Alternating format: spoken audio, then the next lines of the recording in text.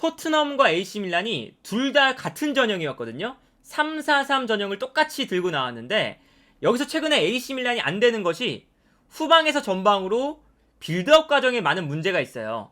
그러다 보니까 AC 밀란이 피올리 감독이 지난 시즌 세리에 우승을 할 때는 전방 압박도 굉장히 많이 하고 라인을 끌어올리는 축구를 했는데 오늘 경기에서는 홈인데도 불구하고 AC 밀란이 라인을 그렇게 많이 올리질 않았습니다. 오히려 라인을 꽤나 내리고 수비 라인을 조금 더 안정적으로 만드는 축구를 했어요. 그러다 보니까 자연스럽게 토트넘이 전방에서 압박할 수 있는 기회가 많았습니다. 그래서 AC 밀란의 3백을 토트넘의 3톱이 압박하고 2명의 중앙 미드필더를 중앙 미드필더가 압박하고 윙백들이 압박하고 그리고 최전방 공격수 3명을 3백이 압박하고 이렇게 1대1로 압박을 시도를 했어요. 그래서 오늘 경기 보시면 이런 장면들이 많이 나옵니다. AC 밀란이 후방에서 볼을 잡았을 때 AC 밀란의 3백을 토트넘의 3톱이 압박을 하고 있고 AC 밀란의 2명의 미드필더를 토트넘의 2명의 미드필더가 압박하고 테오 헤르난데스가 내려오니까 토트넘의 윙백인 에메르송이 테오 헤르난데스를 압박하고 있죠. 이렇게 1대1로 압박을 강하게 걸어줬거든요. 근데 여기서 AC 밀란이 오늘 경기의 컨셉은 기본적으로 중원 라인에 오늘 경기 베나세르가 없다 보니까 볼을 미드필더를 거쳐서 전방으로 전개한다. 이것 자체가 좀 안 되는 경기였어요. 그러다 보니까 AC 밀란이 욕심을 내지 않고 전방으로 단순하게 걷어낼 때가 많았습니다. 그래서 전방에 누가 있느냐?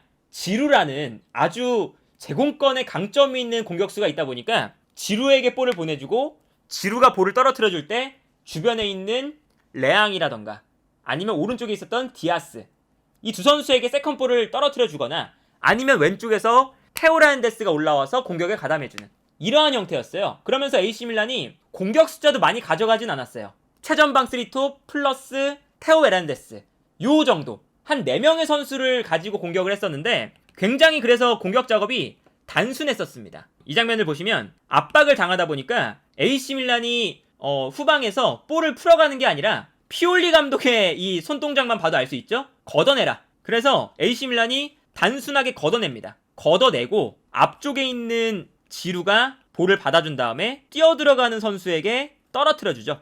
매우 단순하죠? 근데 이 단순한 공격이 어쨌든 지루를 거쳐서 세컨볼이 연결이 되니까 레앙에게 공간을 토트넘이 허용하는 모습을 볼 수가 있었어요. 이 장면도 마찬가지죠? 이 장면도 이 터터노사루가 짧게 패스를 하는 것이 아니라 일단 그냥 길게 붙여놓고 앞선에서 공격수가 볼을 떨어뜨려주고 이 떨어뜨려주는 볼을 브라임 디아스가 세컨볼을 가져오는 매우 단순한 축구를 했습니다. 그리고 이러한 장면에서 또 득점이 나왔었죠. 이 장면은 이 후방에서 또다시 AC 밀란이 미드필더를 거쳐가는 게 아니라 기본적으로 길게 볼을 걷어내거든요. 근데 여기서 길게 볼을 걷어냈을 때 이번에는 테오 헤르난데스가 올라가서 AC 밀란의 이 롱패스를 받아줬죠. 그리고 여기서 로메로와 테오 헤르난데스의 볼 경합이었는데 여기서 테오 헤르난데스가 로메로에게 승리를 거둡니다. 그래서 여기서 테오 헤르난데스가 로메로를 이겨버리니까 한 번의 롱패스가 박스 안으로 연결되고 완벽하게 토트넘의 수비 라인을 무너뜨린 다음에 테오 헤르난데스의 슈팅 그리고 이 슈팅이 포스터를 맞고 나왔을 때 브라임 디아스가 밀어 넣는 장면을 볼 수가 있었죠. 그래서 이런 장면을 보시면 오늘 경기 이 AC 밀란의 공격 작업은 매우 단순했어요.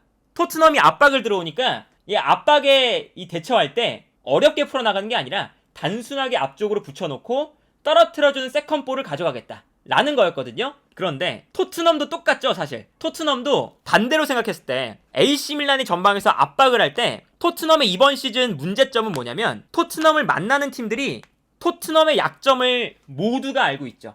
특히나 오늘 경기는 미드필더 라인의 벤탄쿠르, 호이비에르, 비스마 이 주전 미드필더들이 다 못 나오는 상황이었기 때문에 사르와 스킵이 나왔는데 이 두 선수가 볼을 받아서 전개하는 능력이 좀 떨어지고 수비 라인의 볼 전개 능력도 마찬가지고요. 페리시치와 에메르송도 마찬가지예요.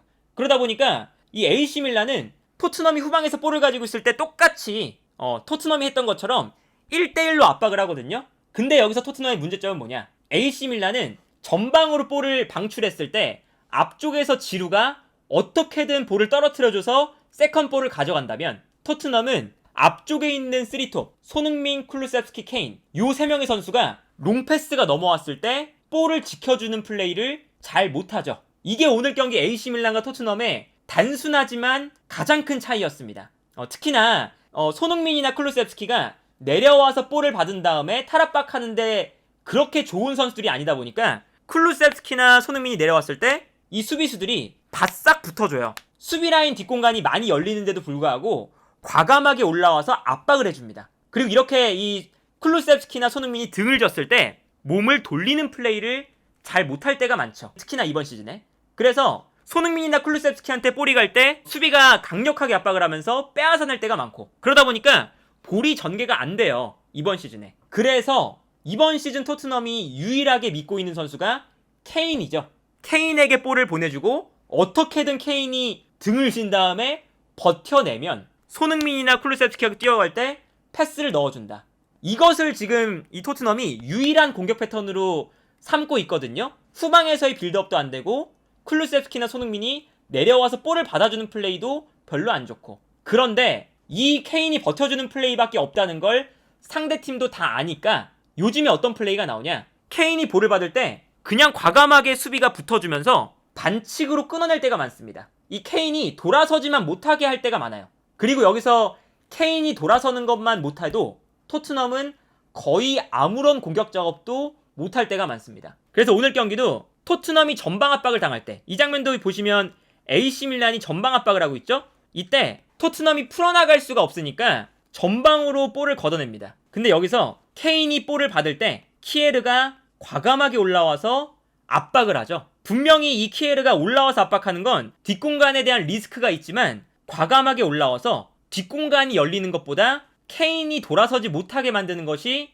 훨씬 더 효율적인 수비다 라고 이제 판단을 하는 거죠. 그래서 여기서 키에르가 오늘 경기에서 이 케인한테 반칙을 많이 했거든요. 그러니까 이 공간에서 케인이 돌아서지 못하면 토트넘이 공격 전개 자체가 웬만해서는 안 됩니다. 그런데 이제 오늘 경기 문제는 케인마저 버티는 플레이가 오늘 경기 안 됐다는 거죠. 그러니까 이제 토트넘이 이번 시즌에 경기력이 안 좋을 때마다 나타나는 문제점이 케인에게 의존도가 워낙에 높으니까 케인이 등지는 플레이를 못하면 그날은 공격도 안 되고 경기 자체가 안 풀릴 때가 많아요.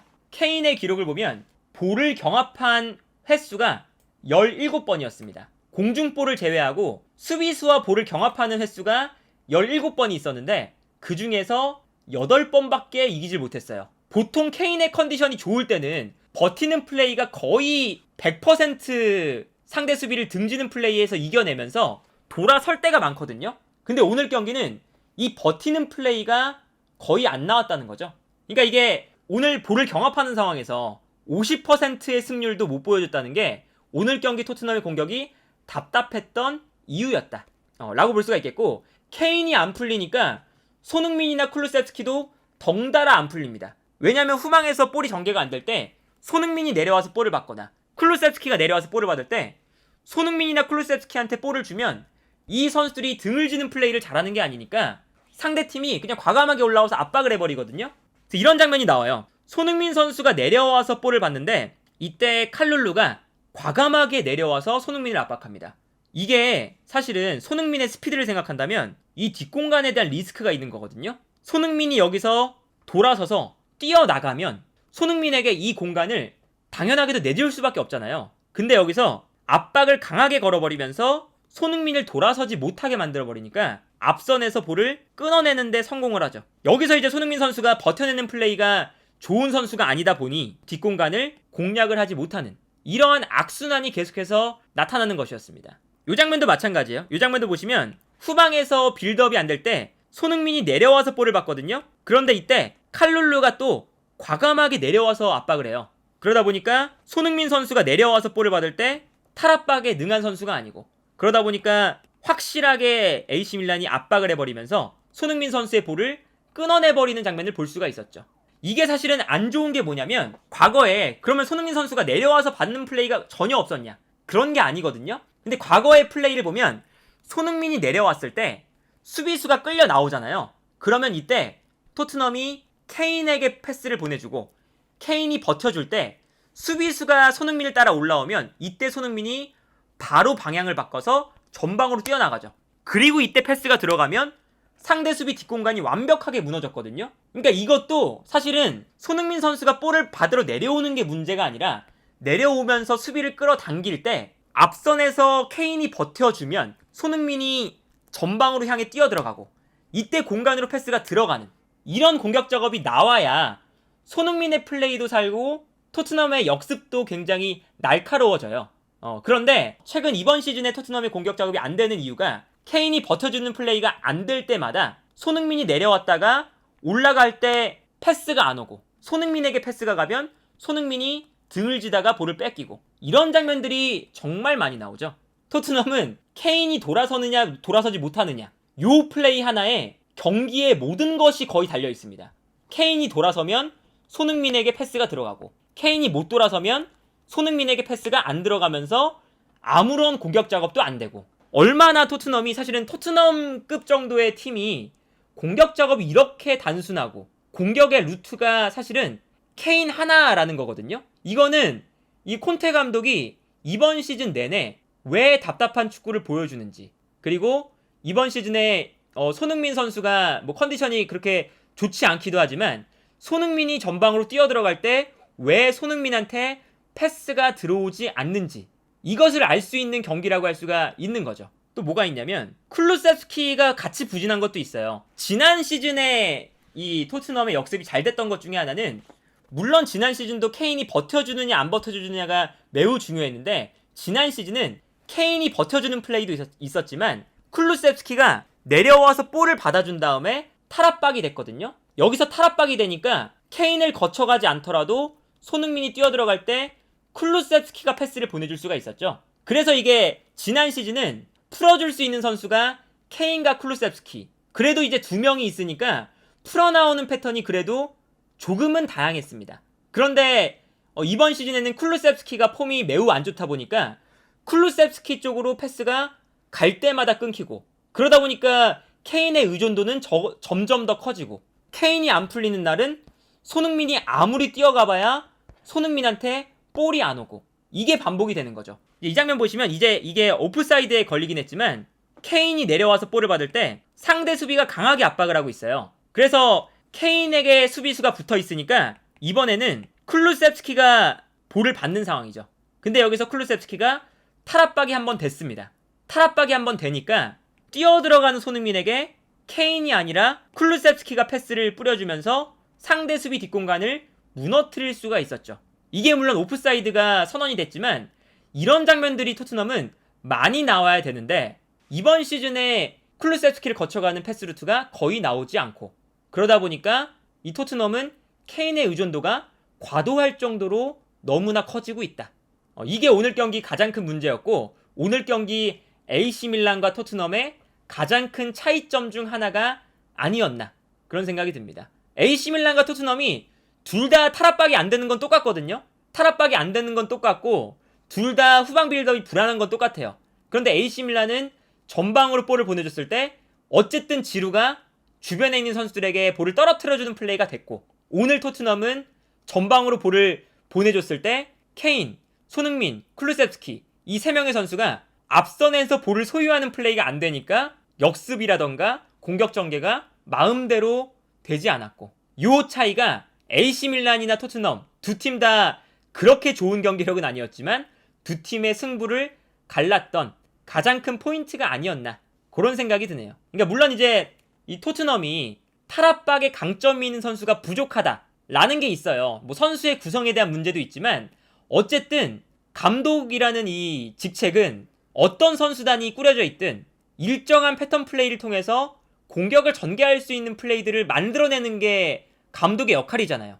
그렇기 때문에 뭐 손흥민, 쿨루세프스키, 뭐 페리치, 에메르송 로얄, 뭐 오늘 중원에 있는 스킵이나 사르 탈압박의 강점이 있는 선수들이 좀 부족해도 이걸 어떻게든 이 탈압박에 대한 패턴을 만들어서 압박을 풀어낼 수 있는 모습을 보여줘야 되는 게 콘테 감독의 역할인데 그러한 패턴 플레이가 거의 보이지 않고 사실상 그냥 케인의 솔로 플레이 케인에게 볼을 보내주고 케인이 상대 수비수와의 볼 경합에서 이기면 탈압박이 되고 케인이 상대 수비수와의 경합에서 지면 탈압박이 안 되는 너무나 단순하고 너무나 하나밖에 없는 거잖아요. 패턴이 콘테 감독이 물론 선수가 좀 부족하기도 하고 탈압박이 좋은 선수가 없다는 것도 있지만 콘테 감독의 전술도 분명히 큰 문제가 있다 라고 지적을 받을 수밖에 없는 부분인 거죠.